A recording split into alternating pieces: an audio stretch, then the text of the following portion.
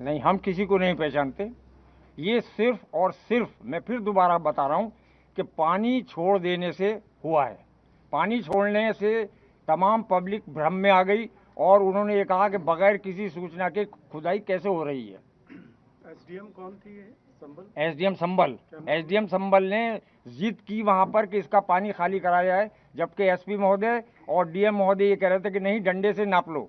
जैसे ही पानी छूटा, तमाम पब्लिक में भ्रम फैल गया कि उसकी जामा मस्जिद की खुदाई हो रही है। आप लोगों ने समझाया पब्लिक को, आप लोगों की तरफ से? हम लोग चूंकि मस्जिद परिसर में मौजूद थे और हमने अनाउंस भी किया, पब्लिक को समझाया। लेकिन इसके साथ साथ मैं एक और कहना चाहूँगा कि पूरी तरीके से ये एसडीएम संबल और सीओ संबल की साजिश से हुआ है। सीओ संबल ने क्या किया? सीओ संबल ने ये किया कि जिस टाइम भीड़ इकट्ठा हो रही थी पानी को देखकर कि वहाँ भ्रम की स्थिति है, खुल रही है, तब उन्होंने उनसे सीओ साहब से ये मालूम करने की कोशिश करी कि आखिर जामा मस्जिद में क्या हो रहा है। तो उन्होंने उन्हें गालियाँ दी और लाठीचार्ज करा दिया और ये भी कहा कि अगर ज़्यादा सवाल जवाब करोगे तो सबको ठोक दूंगा। सिर्फ ये पैनिक जो फैलाया है सीओ संबल और एसडीएम संबल ने फैलाया है। सदर साहब, जब एसडीएम जो हैं डीएम साहब के अधीन है और जब डीएम मना कर रहा है तो उन्होंने फिर उनका क्या मतलब कैसे कहना मान लिया एसडीएम का? फिर से जवाब सवाल करें। डीएम के एसडीएम अधीन है हाँ हैं, और डीएम में मना कर रहा है कि मेजरमेंट नहीं होगा, डंडे से नाप लो, और एसडीएम जोर दे रही, तो क्या डीएम साहब ने उस बात को उनको? कुछ नहीं, जो मेरे सामने मैं वहाँ मौजूद था, उन्होंने डीएम साहब ने और एसपी साहब ने ये कहा कि नहीं, इसकी गहराई जो है वो आप डंडे से नाप लें। वो नहीं मानी, बल्कि उन्होंने यहाँ तक कहा, फव्वारा चल रहा था, कि इसे भी बंद कीजिए। तो हमने उनसे ये कहा कि ये तो चलता ही रहता है। अच्छा सदर साहब, जैसे आपने अनाउंस किया था, आपके पक्ष की जो भीड़ थी, आपके समझा, और आप सम्मानीय व्यक्ति हैं, आपने अनाउंस किया कि सर्वे पूरा हो गया है और अब कोई बात नहीं है, कहा था, सब मस्जिद से अनाउंस हुआ था, तो फिर ये भीड़ क्यों नहीं मानी? आपके समझाए को भीड़ इसलिए नहीं मानी कि भीड़ ये समझ रही थी कि अंदर खुदाई चल रही है, अंदर खुदाई चल रही है। उन्हें कोई समझाने वाला नहीं था। मैंने ही अनाउंस करके उनसे शांति बनाए रखने की अपील की है। उनसे ये कहा कि आप लोग अपने अपने घरों को जाएं, किसी तरह का कोई लड़ाई झगड़ा शोर शराबा न करें। ये मेरे अनाउंसमेंट की रिकॉर्डिंग सबके पास है।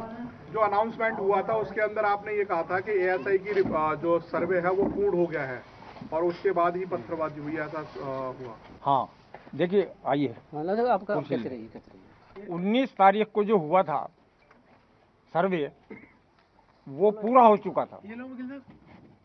आप अभी कहते रहिए, आप कहते रहिए। वो पूरा हो चुका था। उसके बाद ये डीएम महोदय ने अनुमति दी है।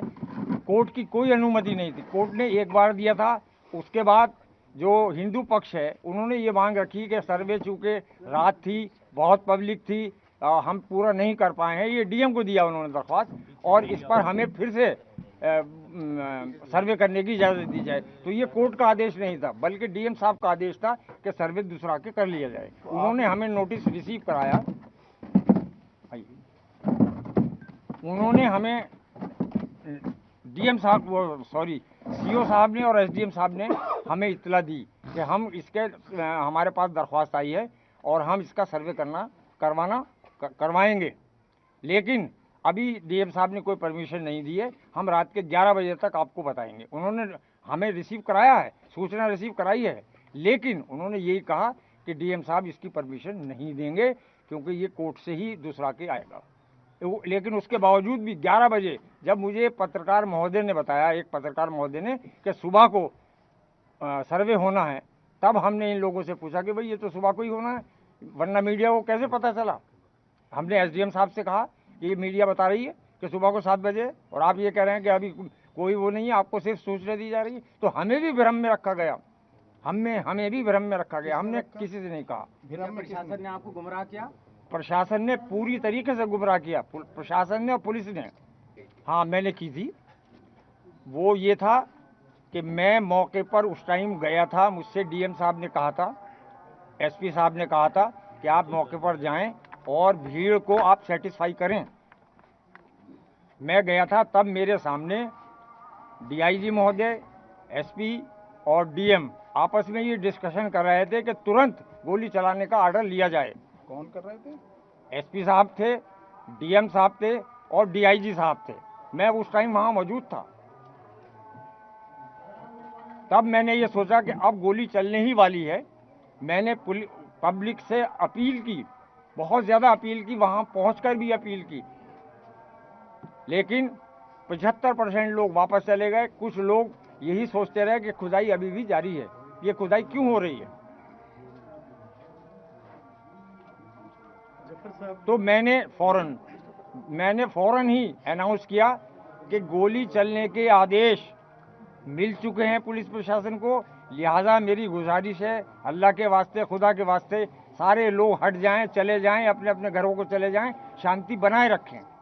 उसके बावजूद भी कुछ लोग वहां ये जानने के लिए रहे कि क्या वाकई में जामा मस्जिद की खुदाई हो रही, और किसी लिए नहीं, इसलिए। लेकिन खुदाई की पुलिस अफवाह का किसने फैलाई? जी, खुदाई की अफवाह किसने फैलाई? खुदाई की अफवाह इसलिए फैली कि वो पानी जब चारों तरफ चला तो पब्लिक में ये अफवाह हो गई, ये भ्रम हो गया, ये हो गया कि खुदाई चल रही है इसलिए ये पानी आ रहा, क्योंकि वो पानी आने का कोई टाइम था नहीं। अंदर से लगातार अनाउंसमेंट भी हो रही है और उसके बाद भी अफवाह फैल रही है, तो ये तो कहीं ना कहीं आप लोगों की कमियां रही ना?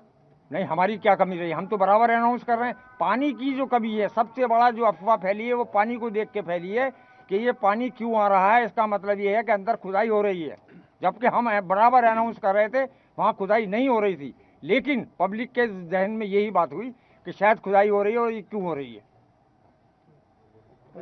पुलिस का तो ये मानना है कि गोली जो है पुलिस ने नहीं, पब्लिक में से चली है। ये कहना बिल्कुल गलत है पुलिस का, ये कहना बिल्कुल गलत है। पुलिस गोली हमारे सामने चला रही थी, मैं मौके पर मौजूद था। पब्लिक की तरफ से मेरे सामने कोई गोली नहीं आई, ये बिल्कुल गलत है। और मैं हिंदुस्तान के माननीय मोदी साहब से, सीएम साहब से, ये जो बच्चे बेगुनाह मारे गए हैं, क्योंकि इसका कोई प्रमाण नहीं है कि वहाँ पर पत्थर किसने मारा, फिजा किसने खराब की, जो लोग मारे गए हैं उनको उचित मुआवजा दिया जाना बहुत ज़्यादा ज़रूरी है, क्योंकि ये गुनाह किसने किया है, किसने नहीं किया है, ये तय नहीं है। ये बहुत ही दुखद घटना हुई है, और हम आज भी तमाम चंबल के रहने वाले लोगों से, हिंदू हो या मुसलमान हो, उनसे ये अपील करता हूँ कि शांति बनाए रखें। जो दोषी है उसको सज़ा मिलेगी, चाहे वो पुलिस वाले हैं चाहे पब्लिक है, उसको सज़ा मिलनी चाहिए। ये प्रेस कॉन्फ्रेंस बुलाने का मतलब ही ये है क्योंकि हमारी क़यादत नहीं हो रही है। हमारे कोई एमएलए साहब, कोई एमपी साहब, कोई चेयरमैन साहब इस तरह इस बात में हक बात को कहने से कतरा रहे हैं, लेकिन हक बात कहने के लिए, सच्चाई रखने के लिए मैंने ये प्रेस कॉन्फ्रेंस बुलाई है, ताकि कोई कंफर्म नहीं कह सकता, लेकिन प्राइमरी इंफॉर्मेशन जो पुलिस के इन्वेस्टिगेशन में है, जो लोग मारे गए उनको जो बुलेट लगी है वो बुलेट नहीं है जो पुलिस यूज करती है, वो देसी कट्टा जैसी कोई गोली। देखिए, पुलिस के हाथ में देसी कट्टे भी थे, ये कहना गलत है। वो एक दूसरे को क्यों मारेंगे? अगर उन्हें फायरिंग करनी थी तो पुलिस की तरफ करते, वो पब्लिक में क्यों करेंगे? ये एक सोचने वाली बात है।